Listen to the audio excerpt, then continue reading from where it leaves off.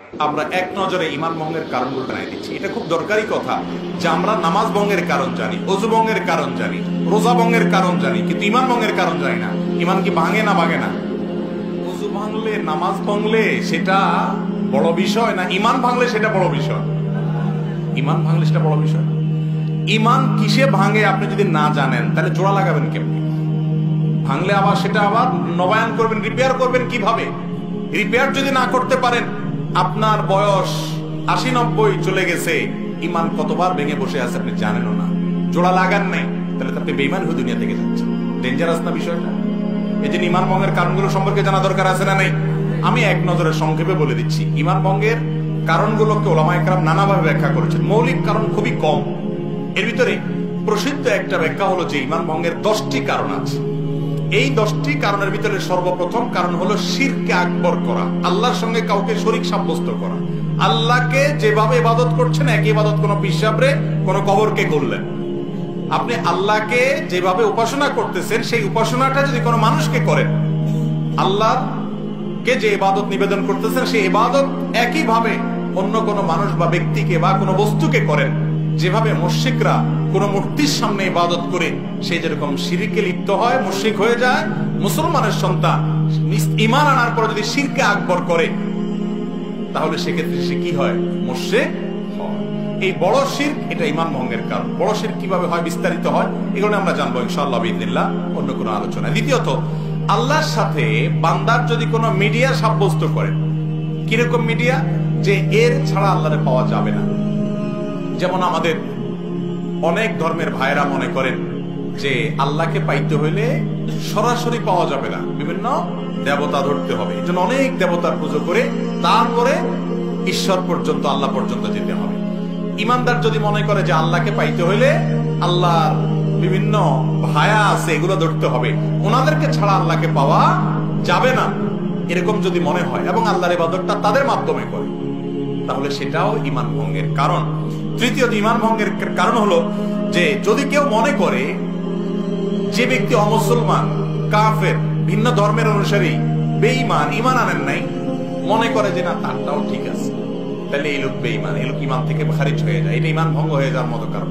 কারণ আপনি একটা লোক আল্লাহর প্রতি অবিশ্বাসী, আপনি বললেন না তারটাও ঠিক আছে। আমাদের অনেক মুসলমান ভাইরা আছে আজকাল, তাদের বিশ্বাসগুলো গোলালু মার্কা বিশ্বাস হয়ে গেছে। তাদের বিশ্বাসগুলো এখন আপনার শৈথিল্য প্রদর্শনকারীদের বিশ্বাস হয়ে গেছে। কিরকম? সেটা বলে যে সব ধর্মই ঠিক আছে। এরকম কিছু সুশীল আছে না, সুশীল, এই সুশীল টাইপের মুসলমান আছে কিছু, যে বেশি ভালো সাজে, বলে যে সব ধর্মই ঠিক আছে। সব ধর্মই তো ভালো কথা বলে। যেই ব্যক্তি আপনার মালিকের অস্তিত্বই স্বীকার করে না বা মালিকের একত্ববাদের স্বীকৃতিই দেয় না, সে কিভাবে ঠিক থাকে? তার অনেক ভালো কাজ থাকতে পারে, ভালো কাজকে আপনি ভালো বলেন, কিন্তু সে কখনো আল্লাহর কাছে গ্রহণযোগ্য ইমানদার হতে, সে ইমানদারই না, আল্লাহর কাছে গ্রহণযোগ্য বান্দা হতে পারে। এই জন্য যে বেঈমান তাকে বেঈমান মনে করতে হবে, যে ইমানদার তাকে ইমানদার মনে করতে হবে। তার সাথে আপনাকে মারামারি করতে কেউ বলে নেই, তারটা সে করুক, বাধাও দিতে পারে নাই, তারটা সে করুক, কিন্তু আপনার মনে রাখতে হবে এটা ইসলাম, এটা কুফর, এটা ঈমান, এটা বেঈমান, স্পষ্ট থাকতে হবে। আপনি যদি গোলালের মতো সব পাকায় ফেলান, এটা কিন্তু ঈমান ভঙ্গের কারণ হতে পারে। 4 নম্বর হলো, যদি কেউ মনে করে নবী করিম সাল্লাল্লাহু আলাইহি ওয়াসাল্লামের আদর্শের বাইরে অন্য কোনো আদর্শ আরো উত্তম আছে, বেটার আছে, এটা ঈমান ভঙ্গের কারণ হতে পারে। 5 নম্বর হলো, যদি কেউ নবী করিম সাল্লাল্লাহু আলাইহি ওয়াসাল্লাম যত বিধিবিধান নিয়ে আসছেন এর কোনোটাকে অস্বীকার করে, অপছন্দ করে, ঘৃণা করে, না এটা আমার ভালো লাগে না, ইসলামের সব ভালো লাগে, এই যে মেয়েদেরকে আল্লাহ তাআলা ছেলেদের অর্ধেক দিতে বলেছে এটা আমার ভালো লাগে না, আছে না কিছু সুশীল এরকম বলে। আরে ভাই, তোমার ভালো লাগাতে না লাগাতে কি আসে, তুমি কি বুঝবে আল্লাহ কেন অর্ধেক দিয়েছেন? মেয়েরে আল্লাহ খরচের কোনো আইটেম দেয় নাই, আবার অর্ধেক দিয়েছেন কোত্থেকে? বাপের সম্পদ থেকে, মায়ের সম্পদ থেকে, আবার স্বামীর সম্পদ থেকেও ভাগ পাবে, সন্তান থেকেও ভাগ পাবে, মহর তো পাবেই, খরচ কিন্তু 1 টাকাও নেই। আর ছেলের খরচ সব জায়গায় আছে, শ্বশুর বাড়িতে গেলে মিষ্টি পোলটাটাও তার নিতে হয়, বাবার বাড়িতে গেলে ফলের প্যাকেটটাও তার কিনতে হয়, বউয়ের খানার টাকাও দিতে হয়, নিজেরটা তো দেওয়া লাগেই। তারপরে বলা হয়েছে তার 2 টাকা। আর মেয়েরে বলছে তুমি কাউকে খাওয়াইতে হবে না, মিষ্টি কোনোটার বিল তোমার দিতে হবে না, তোমার নিজেরটাও তোমার খরচ করা লাগবে না, স্বামী দিবে, তুমি শুধু তাকায় থাকবা আর অর্ডার দিবা বসে বসে। এরপর তোমাকে 1 টাকা দিলাম। বেশি দেওয়া হয়েছে না কম দেওয়া হয়েছে? কিছু ভাই আছেন যাদের মাথায় বুদ্ধি শুদ্ধি এত কম, এরা হিসাব নিকার বুঝে না, অঙ্ক বুঝে না, বলে যে ইসলাম মেয়েদেরকে ঠকাইছে, আমার এটা ভালো লাগে না। আপনার বুঝে আসুক আর না আসুক, আল্লাহ তাআলা যা বলেছেন ওর ভিতরেই কল্যাণ আছে, আপনি কিন্তু বুঝেন না। আপনি মানুষ হয়ে, সৃষ্টি হয়ে আল্লাহর সব নির্দেশের রহস্য কিভাবে বুঝবেন? এই জন্য যদি কেউ আল্লাহর কোন নির্দেশকে, রাসূল সাল্লাল্লাহু আলাইহি ওয়াসাল্লামের কোন বিধানকে অপছন্দ করে, ঘৃণা করে, এর ফলে ঈমান চলে যায়।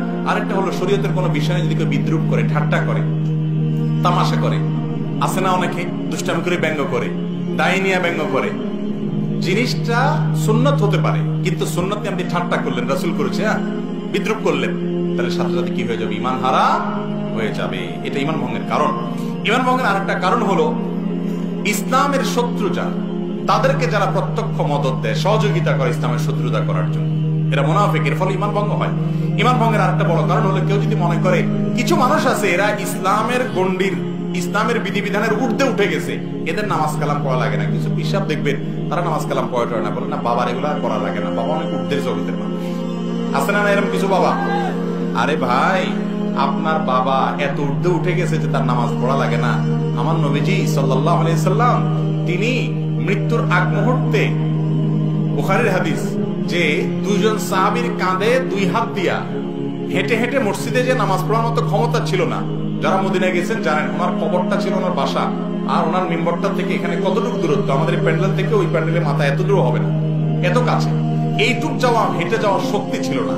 তখন দুই সাহাবীর কাঁধে দুই হাত ভর করে তিনি দাঁড়িয়ে তাদের শরীরের উপরে ভার ছেড়ে দিয়ে পাওটাকে মাটির সাথে হেসড়াতে হেসড়াতে টানতে টানতে নিয়ে মসজিদে নামাজ পড়ছেন মৃত্যুর আগ মুহূর্ত পর্যন্ত।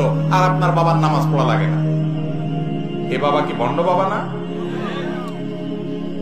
আল্লাহ কোরআনে বলছেন, ওয়াবুদ রাব্বাকা হাত্তা ইয়াতিয়াকাল ইয়াকিন, তোমরা আল্লাহর ইবাদত করো ইয়াকিন আসার আগ পর্যন্ত। বলে যে আমাদের বাবার ইয়াকিন এসে গেছে, আল্লাহকে না। অথচ এখানে ইয়াকিন শব্দের অর্থ হলো মৃত্যু। সব ইয়াকিন মানে বাংলা ইয়াকিন না, বা বিশ্বাস না, দৃঢ়তা না।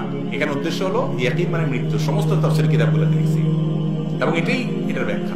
যাই হোক, তো যদি কোনো ব্যক্তি মনে করে যে তার ইবাদতবন্দি করা লাগে না, সে আফার লেভেল উঠে গেছে, এটাও ঈমান ভঙ্গের কি হতে পারে? কারণ হতে পারে। ঈমান ভঙ্গের আরেকটা কারণ হলো জাদু। জাদুকে যদি কেউ হালাল মনে করে, জাদুতে লিপ্ত হয়, জাদু বলতে ব্ল্যাক ম্যাজিক যেটাকে বলা হয়, কুফরি কালাম, এর মাধ্যমে মানুষের ক্ষতি করা হয়, আছে না নাই অনেকগুলো, এটাও ঈমান ভঙ্গের কারণ। এবং ঈমান ভঙ্গের আরেকটা কারণ হলো দ্বীনের ব্যাপারে একেবারে আপনার বেখেয়াল, একেবারে বেখবর। কিরকম বেখবর? ধরেন আপনার কখনো সে নামাজ পড়ে না, কখনো দিনের কোনো বিষয় নেই, নাম কাজতে শুধু মুসলমান, আর ইসলামের কোনো কিচ্ছুতে তার মধ্যে নাই, তাহলে এই ব্যক্তিকে মুসলমান বলার কারণ থাকতে পারে না, কারণ ইসলামের কোনো কিছুই তার মধ্যে দেখা যায় না। আল্লাহ তাআলা আমাদেরকে ঈমান ভঙ্গের কারণগুলো থেকে হেফাজত থাকার তৌফিক দান করুন।